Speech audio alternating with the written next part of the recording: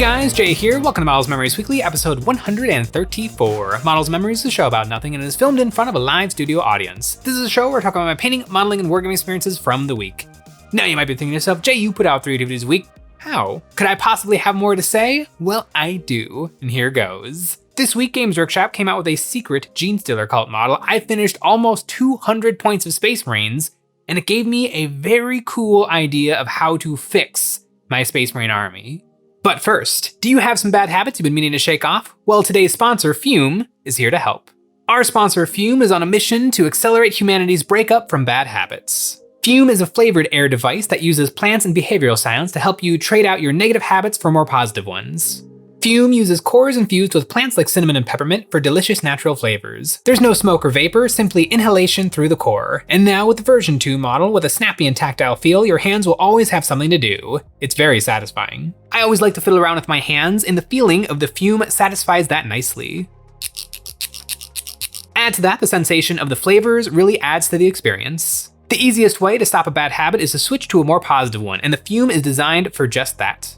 Their goal is to make switching habits easy and fun, and they have many 5-star customer reviews showing just that. Head to tryfume.com/eons or scan the QR code and use the code EONS to get 10% off when you try the Journey Pack today.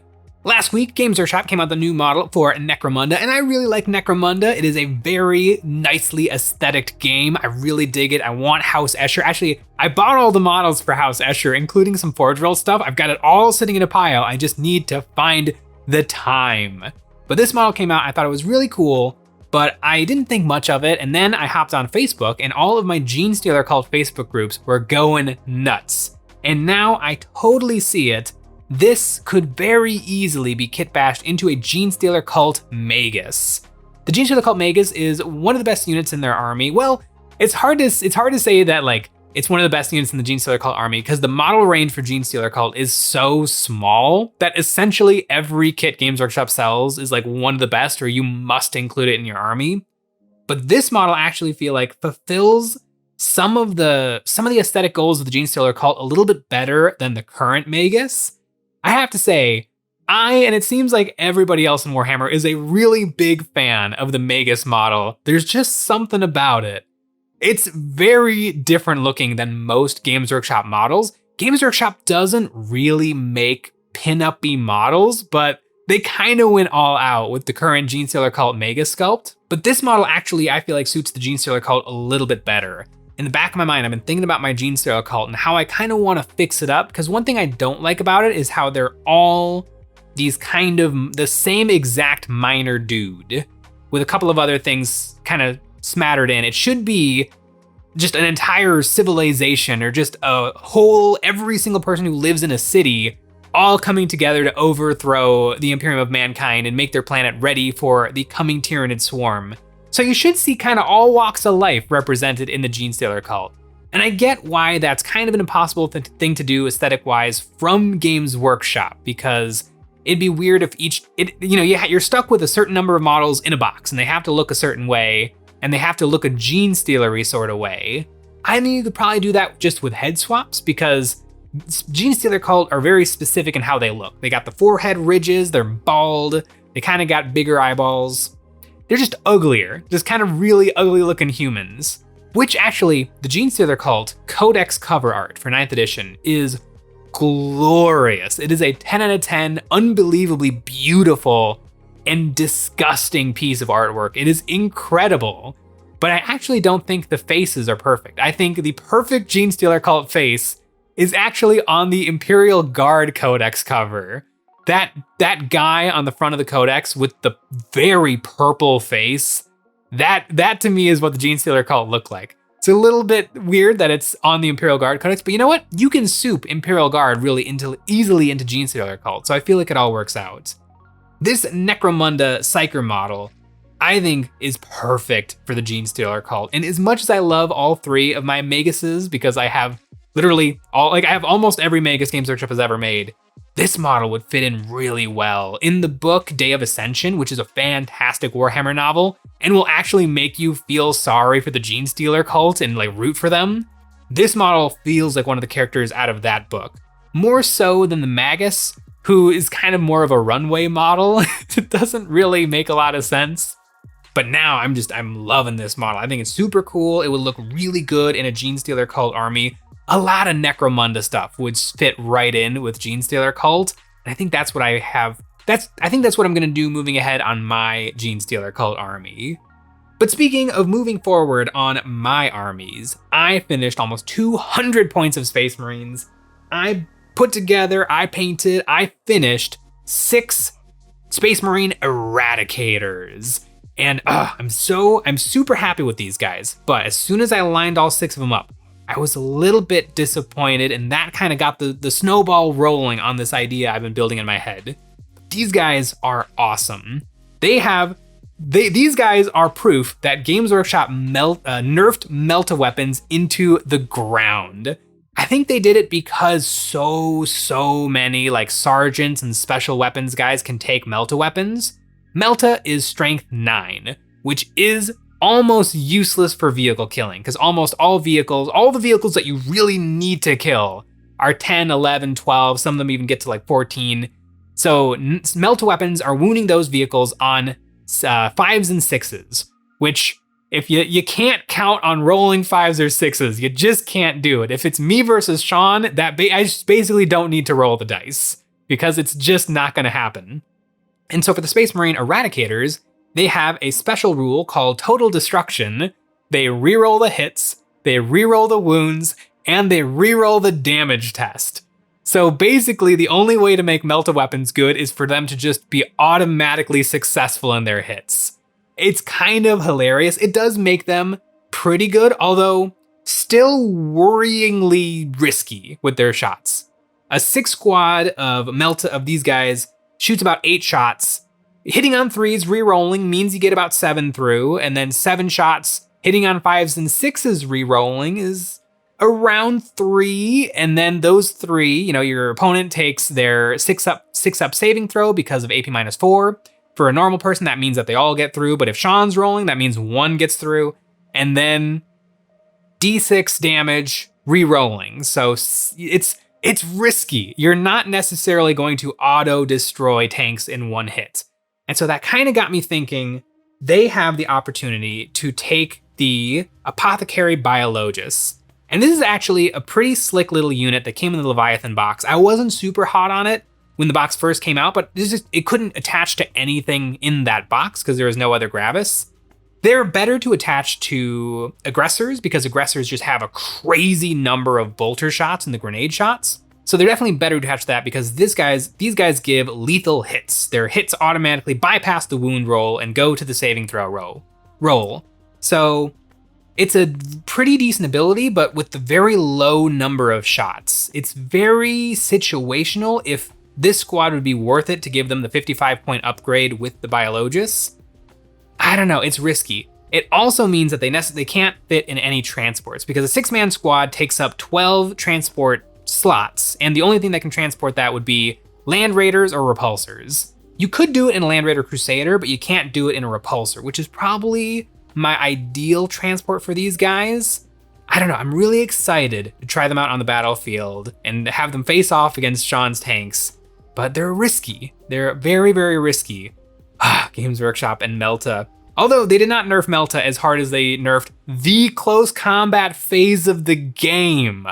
Holy cow, close combat has always been riskier than shooting because there's many negatives involved in actually getting into close combat. Number 1, you have to reach your opponent. There is a random roll of 2d6 for charges, which sometimes you need a 4, you don't roll it. It's horrible. Why isn't it just, you can charge this far? It's ridiculous that it's a random dice roll. But then once you're in close combat, there's also more negatives. There's Overwatch, which is extremely powerful. Basically, you don't want to charge things that have flamethrowers or torrent-style weapons. And then even if you charge in and you win the fight and everything went perfectly, you only have a 3-inch consolidation towards the next nearest objective. So your nice, juicy target could be left completely out in the open, depending on where your opponent decided to set up their guys. So there's a lot of risks involved in close combat, but really the biggest downfall is the weapons are not very good.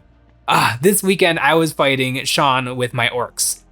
It was a beautiful charge during the WOG. It was wonderful. 10 orc knobs charged his Leman Russ. They got they got like a 12-inch charge, rolled my 6s, boxcars. I wrapped the tank.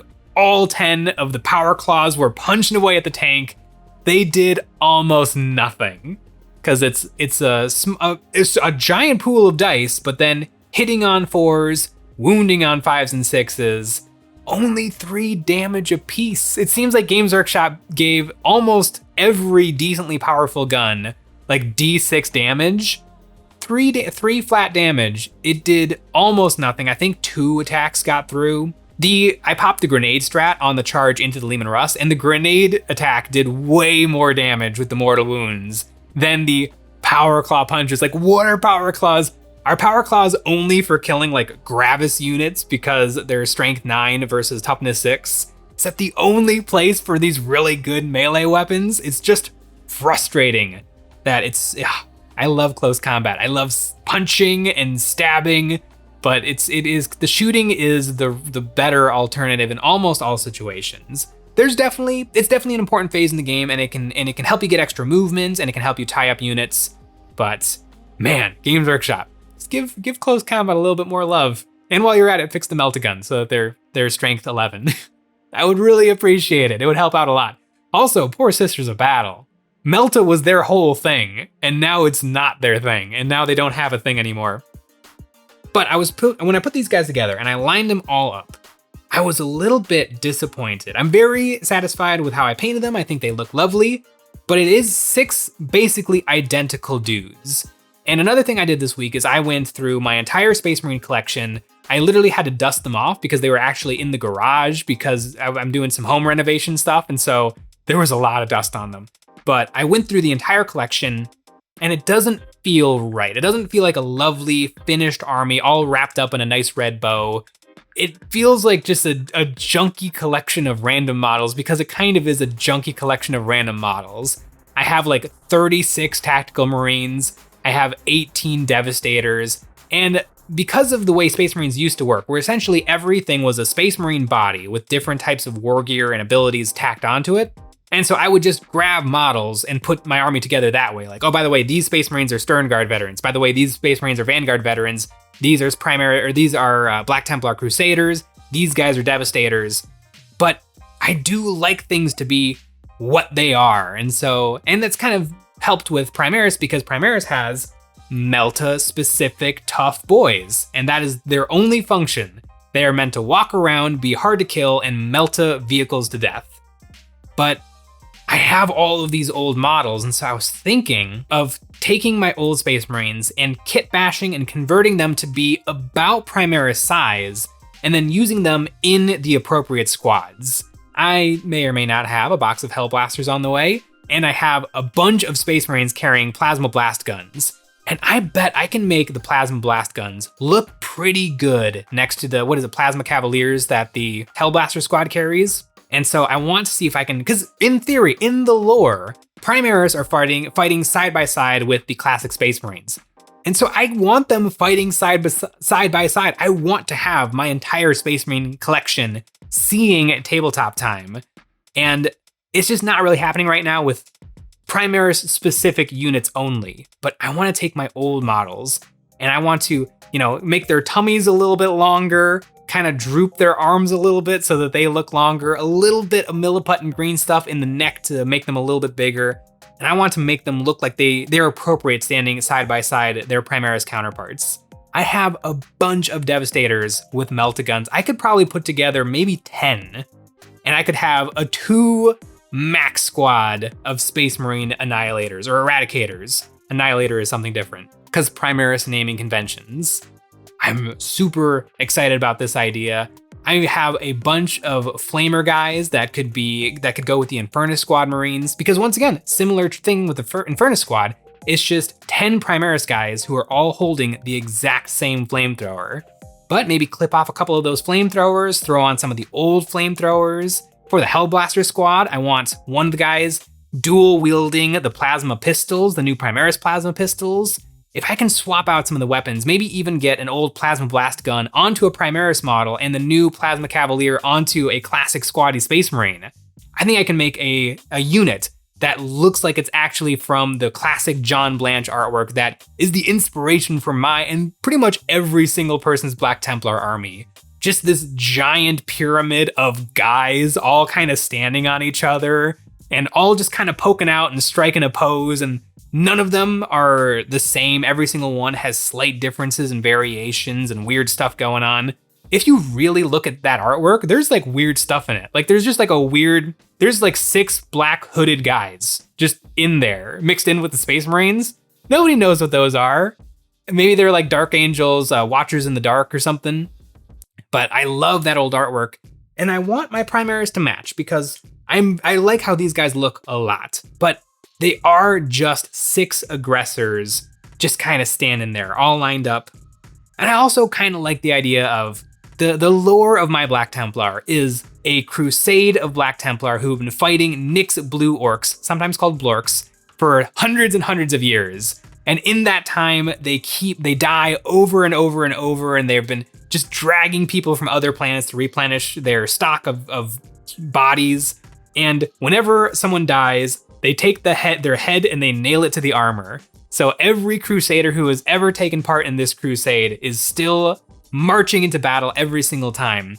And so I think the better way to represent that would not be just with Primaris models, but also with the classic squatty Space Marine models. And it just means that I get to, like, there's a line. There's a hard big brick wall between my classic Space Marines and my Primaris stuff.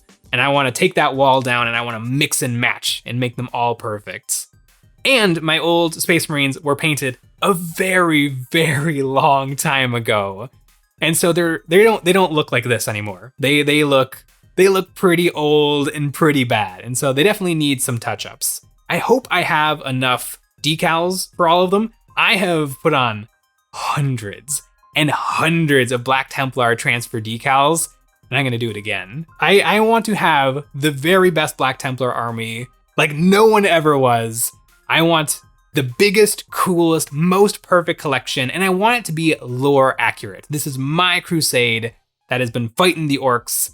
I actually do want to have more bases with dead orcs on them. It's a little tricky to get a dead body on a base because models get really big when they're just T-posing, but I'm gonna make it work. On the bigger bases, I mean, Helbrecht has a few orcs on his base. Ooh, and maybe what's he called? The unique Emperor's Champion. His name is like Bayard's Revenge. He's right there. I looked right at the box. Bayard's Revenge has a big orc on it. It's on a bigger base, on a 50mm base instead of a 40mm base, but I think I can make it work. I love my Black Templar army so much. I started out with Necrons, but I am now a Black Templar man. And the Black Templar are actually doing pretty solid in the game. Even with being a close combat focused Space Marine army, they have more options for close combat, and they hit really hard. It'll probably get FAQ, or it's probably not gonna get FAQ'd. It is a part of the game, but it's going to have to change at some point. But a 10-man Crusader squad, well, a 20 blob of Primaris Crusaders throws 100 chainsword swings. It is glorious. Just rolling 100 dice is incredible. It takes like 10 minutes to do it, but it is absolutely wonderful. And it feels absolutely wonderful as opposed to like using some other units in the game, like Imperial Guard infantry squads are so annoying because of free war gear. You take every single special weapon. So for every single squad of Cadians, you have to go, all right, here we go. Plasma gun on the sergeant. All right, now we go with melt-a-gun. All right, now we go with plasma gun. All right, now we go with grenade launcher. Okay, now we go with sniper rifle. And now we go with the regular las guns. And they all miss every time because their ballistic skill is 4, but sometimes they don't, and sometimes one 65-point infantry squad explodes your orc truck, and you just sit there and you feel like you just want to quit the game because that shouldn't be possible. But I digress. The other thing I saw this week that absolutely shocked me was I was working on a new Space Marine list because I'm trying to actually win a game of Warhammer 40,000. Hasn't happened yet, but I feel like I'm getting real close. And I wanted to add a Calidus Assassin to my list. Calidus Assassin is a really good unit. You just soup it into your army. They're an Agents of the Imperium. They got some Vect rules and some shenanigans with Deep Strike. Really nice little units. And so I hopped on eBay, and they're out of stock in the continental United States. There was one new in box, and it was bidding, and it sold for $120. That is absolutely insane. It's a very good unit, so I assume it was somebody who like needs it for the tournament that's happening this weekend. But holy cow, I cannot imagine spending 3.5 times as much as a already grossly overpriced model. Because the assassins in 40k, they're little tiny regular human dudes. So a regular human dude for $35. For some reason, the Calidus is actually $5 cheaper than the other 3 assassins. But holy cow, $120 for a new in box Calidus assassin. I really hope that Games Workshop is like all hands on deck making more plastic models, because we want to buy them. But right now, it's actually really hard to get Games Workshop products. Although if anybody else is out there looking for a Calidus assassin, I would say it's a lady in a cat suit. And I would say there's probably proxy models out there that would fit the bill real nice. But speaking of things that always fit the bill really nice, that's right, our Patreon. Over there, we have a new STL train pack every single month. This month, we have Orc vehicles. We got Grot tanks, we got trucks, we got war rigs, and we have Grot riggers. We also make extra episodes of Eon's Battle where we take a look at our viewers' miniatures and some ideas and critiques of how to improve their painting. And we have a tier where you can get your name on one of my Black Templar Space Marines, probably these brand new eradicators, and you can join my never-ending quest to defeat Sean. I can't wait to get out all of my old Space Marines, rip them apart, and put them all back together and have them new and shiny. Thanks for watching.